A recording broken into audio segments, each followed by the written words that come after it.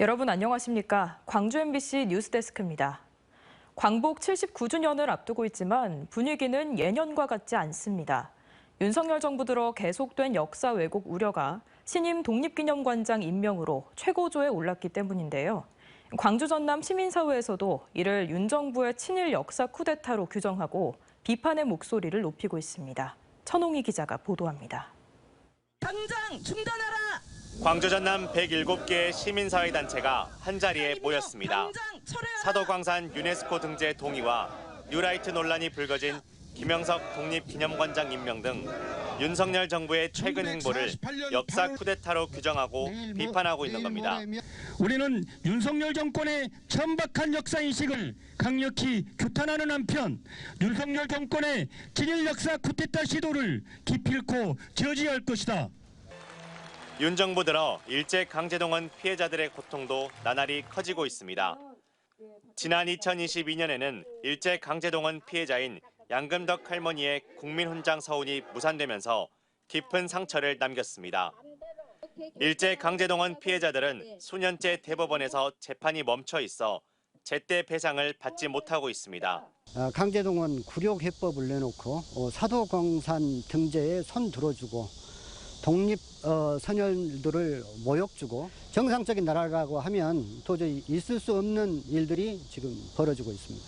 광복절을 앞두고 정부가 또다시 역사 갈등을 되풀이하면서 곳곳에서 비판의 목소리가 나오고 있습니다. 뉴라이트 논란이 불거진 김영석 독립기념관장 임명은 또다시 이념 논쟁에 불을 지폈습니다. 친일 세력, 나라와 민족을 팔아서 치부하고 출세한 사람들의 이력을 없애기 위한 작업이라고 저는 생각을 합니다. 학계와 시민사회단체에서는 윤 정부의 이런 시도들을 역사 왜곡의 출발로 보고 있습니다. 주요 역사기관 수장들이 비슷한 성향을 가진 인물로 채워졌다며 우려를 나타내고 있습니다.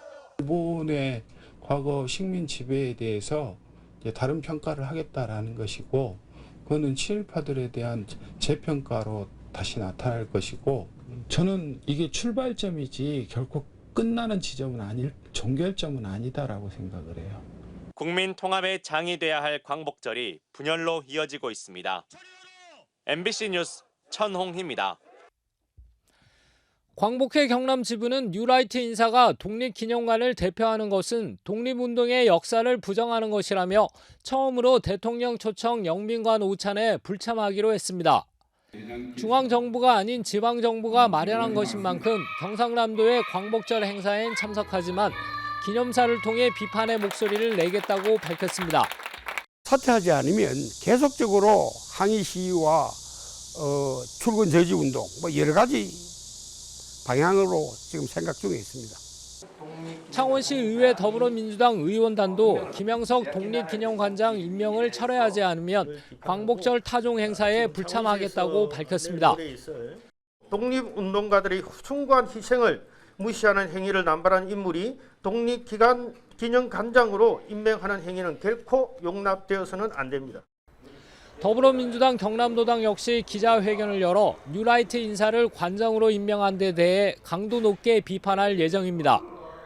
김영석 신임 독립기념관장은 지난해 12월 한 행사에서 대한민국 정부가 수립된 1948년 8월 15일이야말로 진정한 광복이라고 주장해 독립운동가의 희생을 흐리게 하고 일본 식민 지배를 합법화한다는 비판을 받아왔습니다.